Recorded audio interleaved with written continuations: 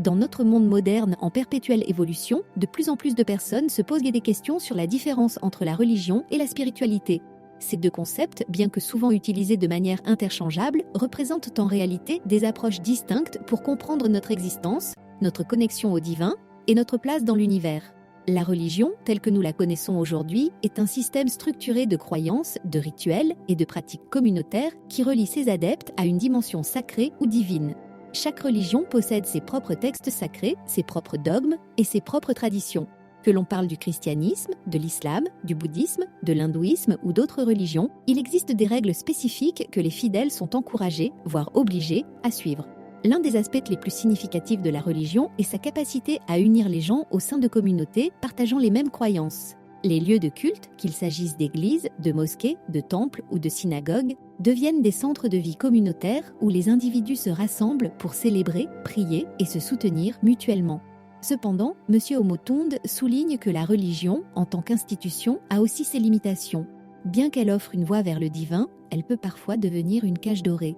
La religion, dit-il, est souvent une route pavée de bonnes intentions, mais trop souvent, elle mène à une déconnexion spirituelle.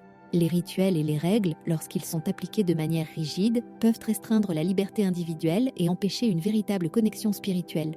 C'est pourquoi il est possible d'être religieux sans être spirituel, c'est-à-dire de suivre toutes les règles et d'adhérer à une doctrine sans réellement expérimenter une connexion personnelle et profonde avec le divin.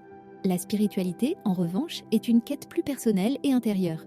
Elle ne se définit pas par un ensemble de règles ou de dogmes, mais par une exploration de soi, une recherche du sens de la vie et une connexion directe avec quelque chose de plus grand que nous, que ce soit Dieu, l'univers, l'énergie cosmique ou simplement une conscience supérieure. Monsieur Omotunde nous invite à comprendre la spiritualité comme une danse intime avec l'essence même de l'existence. Il explique que la spiritualité ne nécessite pas de médiateur ou de structures institutionnelles. Il s'agit d'une relation directe et personnelle avec le sacré, une exploration intérieure qui peut se manifester à travers la méditation, la contemplation, l'introspection et même à travers la reconnaissance de la beauté du monde qui nous entoure. La spiritualité, selon lui, est l'art de se connecter à ce qui est éternel et universel en nous, sans les filtres des doctrines religieuses. Être spirituel, c'est être conscient de soi-même, de ses pensées, de ses émotions et de son impact sur le monde. C'est aussi chercher à vivre en harmonie avec soi-même, avec les autres et avec l'univers. Cette quête de connexion intérieure est unique à chaque individu et ne se conforme pas nécessairement à des traditions établies. C'est pourquoi on peut être spirituel sans être religieux. On peut rechercher et trouver une connexion profonde avec le divin sans adhérer à une religion spécifique.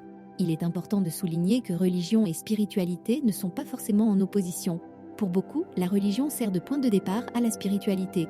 M. Omotunde affirme que les rituels religieux peuvent offrir une structure, un point d'ancrage dans le monde matériel, qui aide les individus à développer leur propre spiritualité. Les enseignements religieux, lorsqu'ils sont interprétés de manière flexible et avec une ouverture d'esprit, peuvent guider les individus sur leur chemin spirituel. Cependant, il insiste sur le fait qu'il est crucial de ne pas confondre la pratique religieuse avec l'expérience spirituelle. La véritable spiritualité, dit-il, transcende les frontières des religions et invite à une connexion directe et personnelle avec le sacré, sans nécessité d'intermédiaire.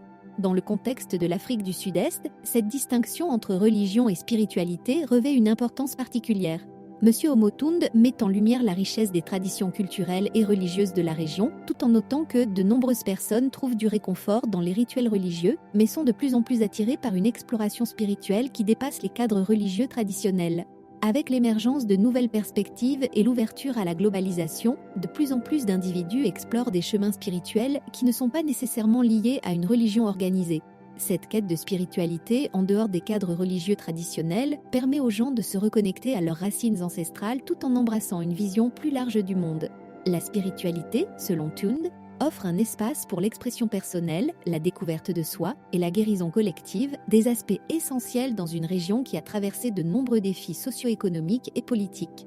Que l'on choisisse de suivre une religion, de cultiver une spiritualité personnelle ou de combiner les deux, l'important est de trouver un chemin qui nous conduit à une vie de paix, d'harmonie et de connexion authentique avec le divin.